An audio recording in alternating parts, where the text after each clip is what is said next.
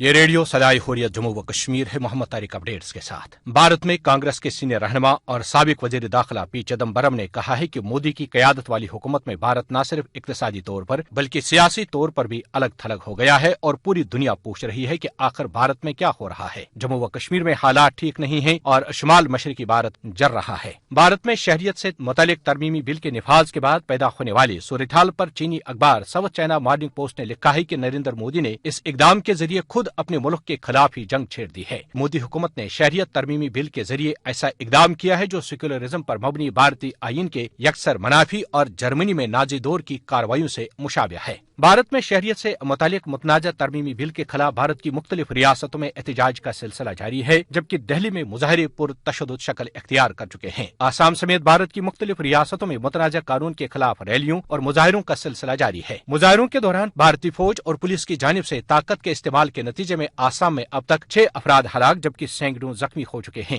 جامعہ ملیہ کو بھارتی پولیس نے میدانی جنگ بنا لیا۔ پولیس تشدد سے 35 طلبہ زخمی ہو گئے جبکہ ایک طالب علم شہید بھی ہوا۔ پولیس نے نہ صرف طالبات کے ساتھ ناروا سلوک روا رکھا بلکہ جامعہ کی مسجد میں بوٹوں سمیت داخل ہو کر بھارت کے چہرے پر ایسے دبے کا باعث بنی جسے کسی صورت نہیں دھویا جا سکتا۔ یہ ساری ویڈیو سوشل میڈیا پر وائرل ہو گئی ہیں جس میں طالبات کو روتے ہوئے دیکھا جا سکتا ہے۔ علی گڑھ مسلم یونیورسٹی کے طلباء بھی متنازع قانون کے خلاف سراپا احتجاج ہیں۔ لکھنؤ میں ندوہ یونیورسٹی، جادو پور اور جواہر لال نہرو یونیورسٹی کے ہزاروں طلباء و طالبات اور اساتذہ بھی سڑکوں پر ہیں۔ یوں پورا بھارت آگ کی لپیٹ میں ہے۔ مقبوضہ کشمیر میں بھارتی محاصرہ اور لاک ڈاؤن 134 روز سے جاری ہے۔ اپڈیٹس ختم ہوئے۔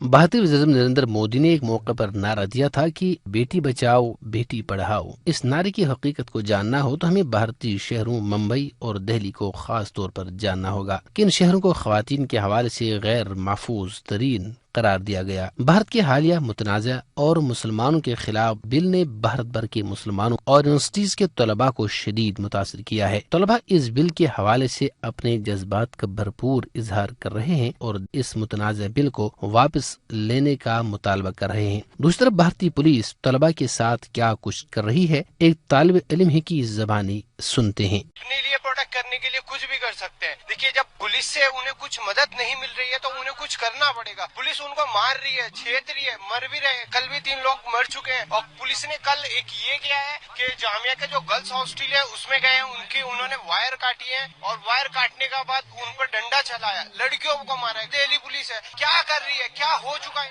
کسی بھی قوم میں جب نوجوان اپنے مطالبات کے لیے سڑکوں پر نکل آتے ہیں تو پھر ان کے مطالبات کے سامنے کوئی بھی بند باندھنا ممکن نہیں ہوتا۔ بھارتی طلباء جائز مطالبہ کر رہے ہیں، ان کے مطالبات نہ مانے گئے تو یہ بھارت کی بربادی کی بنیاد ہوگی۔